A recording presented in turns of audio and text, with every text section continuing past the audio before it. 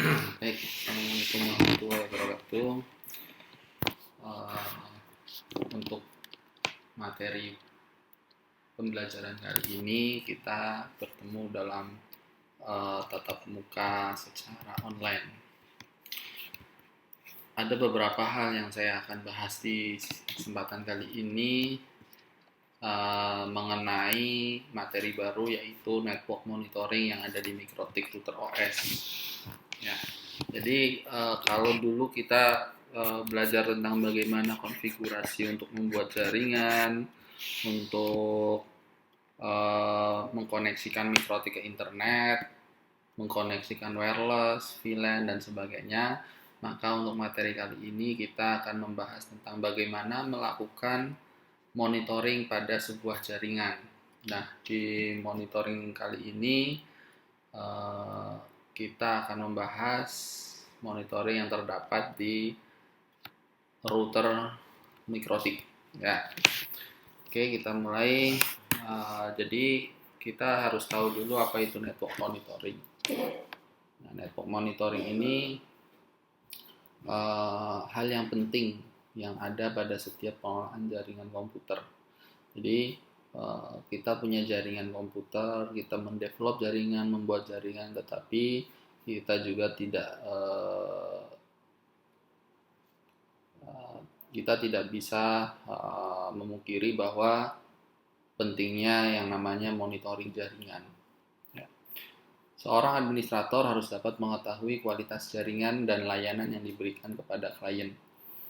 Jadi harus kita sebagai network administrator ini harus tahu seberapa bagus atau seberapa efisiennya kualitas jaringan dan layanan yang diberikan kepada klien. Kemudian diperlukan software atau network monitoring agar administrator dapat memantau jaringan yang dimanage olehnya. Jadi network administrator ini memerlukan suatu alat bantu atau tools atau software yang nantinya digunakan untuk melakukan monitoring jaringan. Nggak mungkin kita monitoring jaringan setiap komputer atau setiap perangkat. Kita perlukan tools yang bisa memanage semua jaringan. Kita tinggal buka software tersebut, kita konfigurasi, maka kita akan bisa melihat setiap device atau perangkat yang akan kita manage. Nah, ada beberapa model untuk melakukan monitoring jaringan. Yang pertama adalah monitoring only, yang fungsinya hanya melakukan penghimpunan data monitoring. Jadi softwarenya itu hanya melakukan penghimpunan data, collecting data monitoring tersebut. Ya. Yang kedua, monitoring and data record. Jadi selain melakukan monitoring, model yang kedua adalah menyimpan data dan suatu saat kita juga bisa melihat data tersebut. Misalkan kita akan monitoring sebuah perangkat jaringan selama 24 jam penuh. 24 jam 7 hari non-stop. Suatu saat kita terkadang menginginkan data berupa grafik atau data berupa angka yang nantinya kita bisa lihat menggunakan software monitoring gitu. Dan model yang ketiga adalah monitoring in action. Di model yang ketiga ini selain software monitoring yang fungsinya melakukan monitoring jaringan, juga akan melakukan sebuah action, bisa actionnya ini bisa berupa pemberitahuan atau eksekusi sebuah script yang tentunya dengan aturan yang sudah ditetapkan oleh network administrator. Itu 3 model network monitoring. Nah, di sini saya membagi kedua materi ya. Jadi ada materi minggu ke-1 dan materi minggu kedua. Nah, kita yang akan bahas adalah tentang aplikasi Torch, log, sistem logging, dan traffic monitoring. Nah, semua software atau tools ini terdapat pada Mikrotik. Yang akan kita bahas yang terdapat pada router Mikrotik. Oke, yang pertama Torch. Jadi di Torch ini fungsinya dapat membantu admin dalam mengetahui traffic yang terjadi pada suatu host berdasarkan jenis protokol, source IP atau IP asal, destination IP, IP tujuan, serta port. Torch juga digunakan untuk melakukan analisis jaringan yang keluar dan yang masuk pada router kita. Untuk memantau traffic menggunakan Torch pada Mikrotik, kita bisa masuk ke menu Tools dan Torch. Baik, sekarang kita akan coba di mana sih aplikasi Torch itu berada. Saya pakai router yang ada di kampus. Kebetulan saya lagi ada di kampus. Untuk mengakses Torch, kita klik Tools dan kemudian Torch. Kita bisa pilih interface mana yang akan kita monitoring. Misalkan kita interface Ether 1, kemudian collect data apa yang akan kita lihat. Kalau saya biasanya melihat atau menganalisis suatu traffic jaringan itu menggunakan protokol dan port. Source address 6 dan DSC address 6 saya disable. Ya, kita hanya menggunakan IP versi 4. Kemudian start. Nah, di sini kita bisa mengetahui traffic yang keluar dan yang masuk ke dalam router kita. Berapa TX rate-nya, RX rate-nya, IP source-nya berapa, destination-nya berapa, protokol yang digunakan apa, port-nya berapa. Ini kita bisa analisis. Saya biasa menggunakan Torch ini ketika terdapat traffic yang saya rasa ada keanehan atau ada yang tidak wajar, maka saya akan melakukan atau menganalisis dengan menggunakan tools Torch. Selain kita bisa mengakses dari menu tools Torch, kita juga bisa mengakses dari menu interface. Kita pilih ether berapa yang akan kita monitoring, kemudian klik kanan Torch. SRC IP versi 6, port dan protokol, start. Itu cara untuk membuka aplikasi tools Torch yang terdapat di Mikrotik.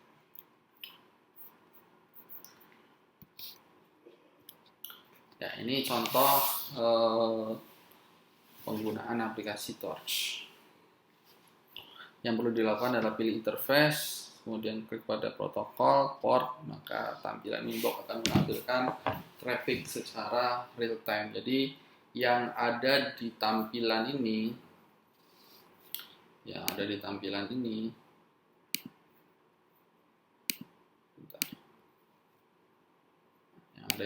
ini semua ini adalah secara real time. Oke.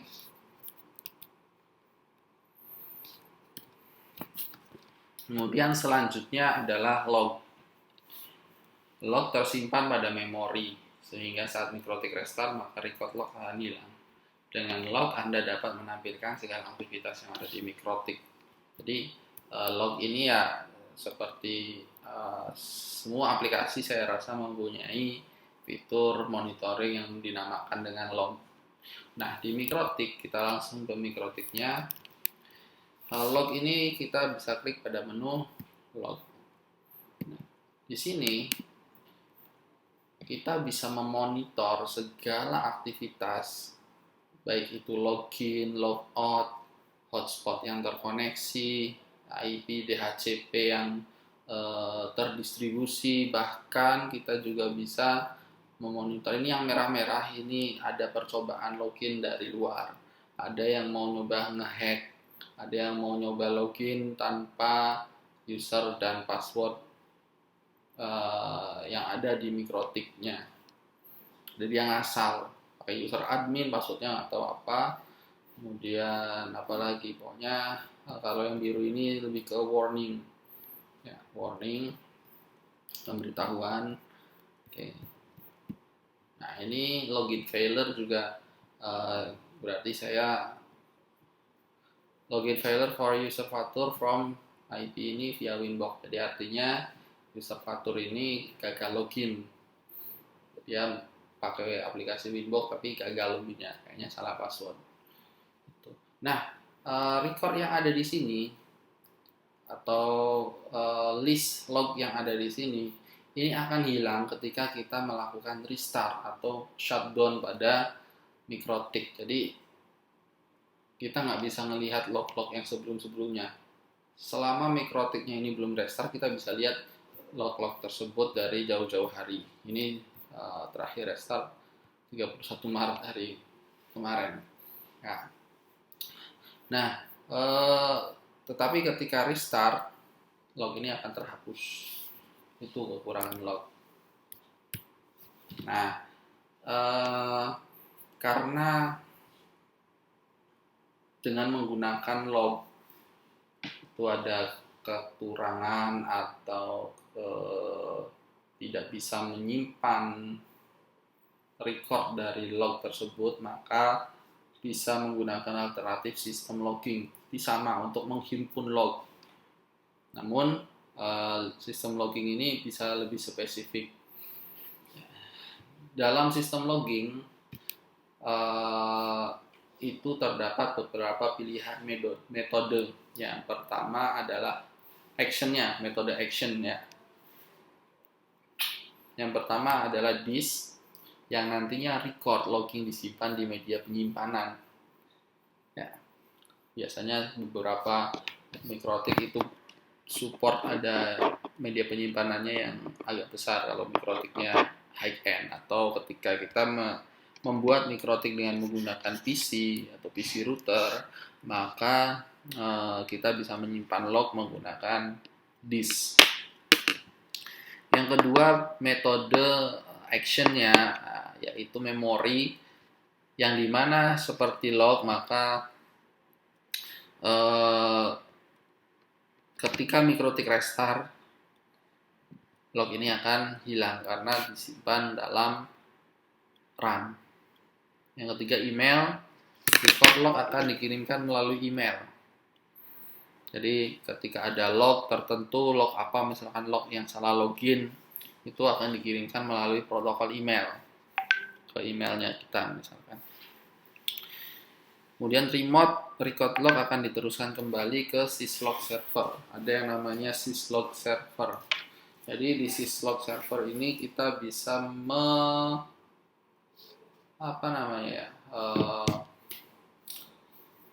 bisa mengalihkan log ini ke komputer lain atau server dengan menggunakan syslog server.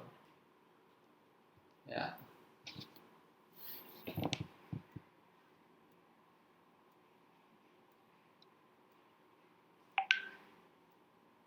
Oke, sebentar. Halo, Assalamualaikum. Ya, gimana? Aduh, BMC. Saya lupa, mesti lihat di komputer. Saya nggak nyatet di handphone.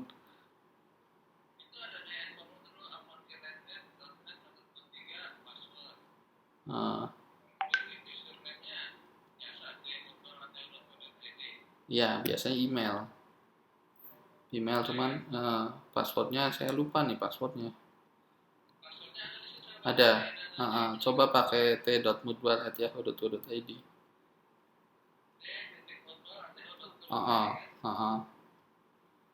Coba ya.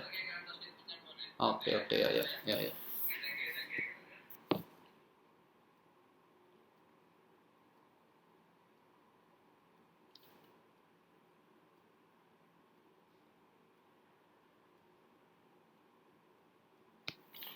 Oke, kita lanjut.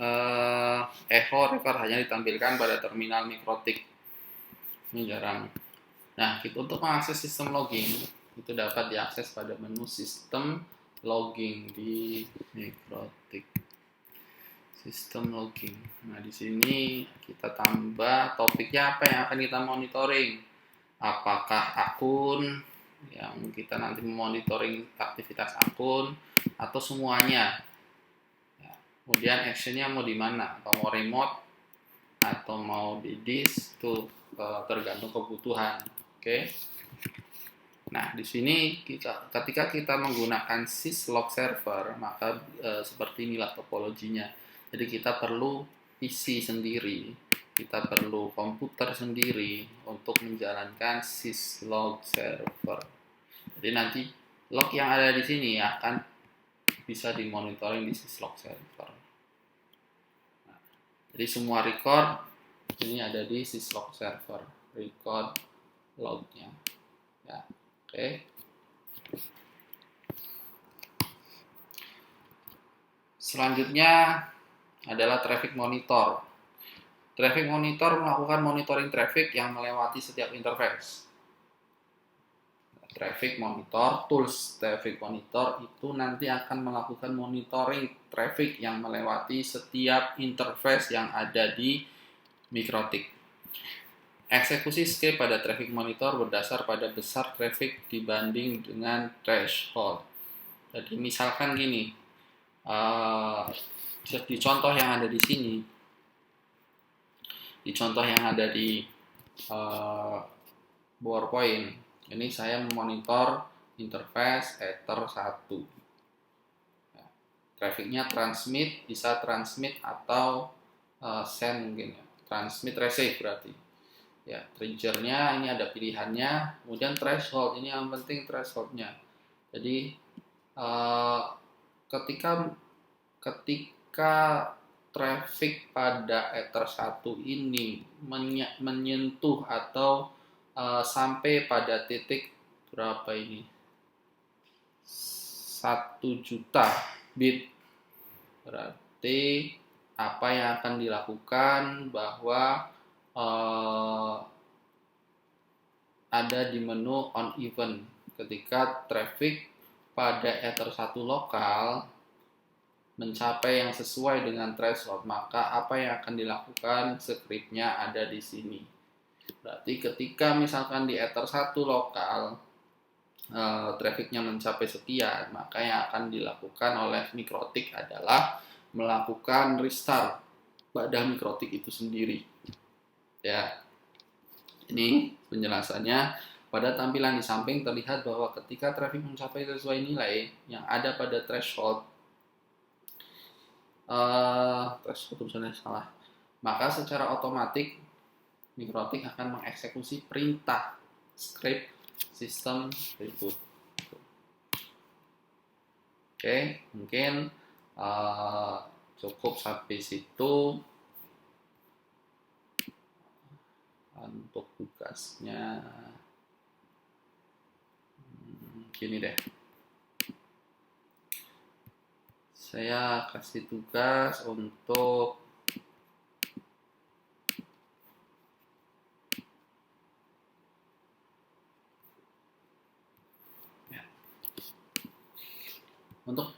tugas untuk minggu depan.